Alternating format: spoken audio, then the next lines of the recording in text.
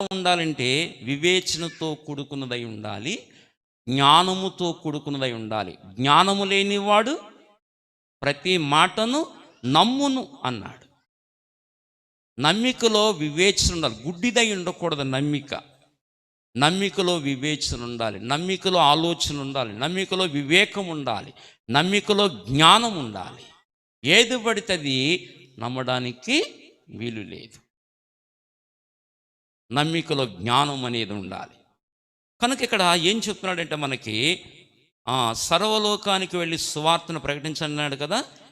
15 అన్నాడు కదా, మీరు సర్వలోకమునకు వెళ్ళి సర్వ సృష్టికి ఏం ప్రకటించాలి? సువార్తను ప్రకటించాలి. ఏం ప్రకటించాలి?